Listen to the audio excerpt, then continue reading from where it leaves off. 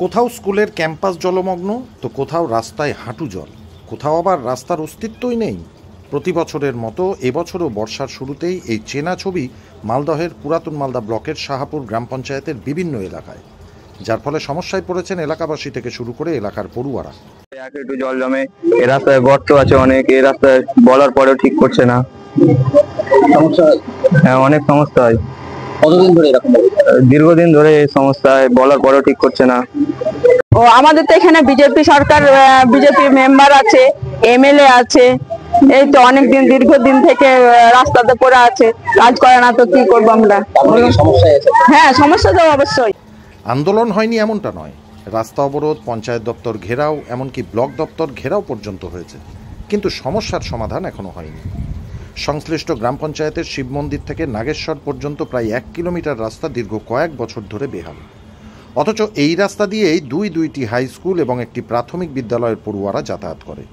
শুধু তাই নয়, এই রাস্তা দিয়েই পঞ্চায়েত দপ্তরে যাতায়াত করতে হয় এলাকাবাসীদের। বিস্তীর্ণ রাস্তায় বড় বড় গর্ত, হাঁটু জল, ফলে সমস্যায় পড়েছেন পড়ুয়ারা। এখানেকার মেম্বার বিজেপির, পঞ্চায়েত সমিতি বিজেপির, জেলা পরিষদ বিজেপির মেম্বার, এমএলএ বিজেপির, এমপি বিজেপি। তো এখানে এরা ভোটের সময় হিন্দু মুসলিম করে ভোটটা নিয়ে নেয়, বাকি সময় এদের কোনো মুখ দেখা যায় না। এরা খালি ভোট নেওয়ার জন্য ভোটের সময় আসবে, হাত পা ধরে যেভাবে হোক পটিয়ে ভোটটা নিয়ে নিবে, বাকি কাজ এরা কোনো কিছু করে না। এখান থেকে ঢিলছোয়া দৈত্য আমাদের পঞ্চায়েতের প্রধান হচ্ছে আমাদের বিজেপি। তো এখান থেকে কি বলে, শিব মন্দির মোড় থেকে পঞ্চায়েত যাওয়া রাস্তাটাও জঘন্য হয়ে আছে, যখন তখন অ্যাক্সিডেন্ট ঘটে যেতে পারে। সেটাও কারো কোনো দেখা নাই, কোনো মেম্বার এমএলএ কেউ কিছু করছে না। এটা এখানকার প্রাইমারি স্কুল, এই স্কুলের অবস্থা দেখছেন, এই রাস্তা যাওয়ার জল নিকাশি কোনো ব্যবস্থা নেই। আমাদের জেলা সভাপতি আমাদের এমএলএ কে নিখোঁজ বলেছিল, তো তার গায়ে জ্বালা হয়েছিল। এখানকার গ্রামবাসীর লোকজনকে জিজ্ঞাসা করেন, ওকে কেউ চিনে কি, তাকে দেখেছে কোথাও? এই অসুবিধার মধ্যে মানুষ যে অনেক ছাত্র যেতে পারছে স্কুল, অনেক ছাত্র পাঠাচ্ছে না স্কুল, তার বাবা মারা।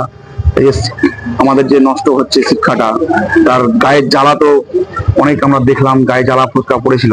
তো ওনাকে একবার আসতে বলেন, এখানে এসে দেখবে স্কুলের পরিস্থিতিটা কি, স্কুলের যাতায়াতের রাস্তাগুলো কি, আদার্স রাস্তাগুলো কি, সে দেখবে একবার। এটা প্রায় অনেকদিন হয়ে আসছে, 10 বছর থেকে একই অবস্থা। এলাকাবাসীদের বক্তব্য, এই সমস্যা দীর্ঘ কয়েক বছরের, বারবার জানিয়েও সমস্যার সমাধান হয়নি। এলাকার বিধায়ক, সাংসদ এবং গ্রাম পঞ্চায়েত বিজেপির হওয়ায় কোনো কাজ হচ্ছে না। শাসক বিরোধী এই মন কষাকষি আমরা চাই না, আমরা রাস্তা চাই, এমনটাই দাবি গ্রামবাসীদের। এখানকার যে রাজ্য সরকার অফিসাররা, জেলা শাসক থেকে শুরু করে সমস্ত অফিসাররা কার্ড মানি কালেকশন করতে ব্যস্ত। এটা কি দেখবে মানুষের সুবিধা অসুবিধা? আমি বসে নাই, দেখুন 17/4/25 এক্সিকিউটিভ ইঞ্জিনিয়ার WBSRD মালদাকে চিঠি করেছি, এই রাস্তার বেহাল দশা, এই রাস্তা যাতে মেনটেন করা হয়, কিন্তু এখন পর্যন্ত সেটা হলো না। মানুষ চলাচল করতে পারছে না, বৃষ্টি হচ্ছে, বর্ষা নেমেছে, আরো বেহাল অবস্থা রাস্তা। কেন হচ্ছে না? রাজ্য সরকার বসে আছে, সেন্ট্রাল গভর্নমেন্টের টাকা রাস্তা নির্মিত হয়েছে, রক্ষণাবেক্ষণের দায়িত্ব হচ্ছে, এক্সিকিউশনের দায়িত্ব রাজ্য সরকারের। এখানকার এক্সিকিউটিভ ইঞ্জিনিয়ার WBSRD, প্রধানমন্ত্রী সড়ক যোজনার কাজ তারা করে, তারা রক্ষণাবেক্ষণ করতে পারছে না। না পারলে ছেড়ে দেখ, কেন্দ্র সরকার করবে সরাসরি, পরের ঘাড়ে দোষ চাপিয়ে কোনো লাভ নাই। বিধায়ক বসে থাকে না, বিধায়ক সবসময় খেয়াল রাখে, মানুষের পাশে থেকে মানুষের কাজ করে। ব্যুরো রিপোর্ট, সংবাদ বাংলা টিভি।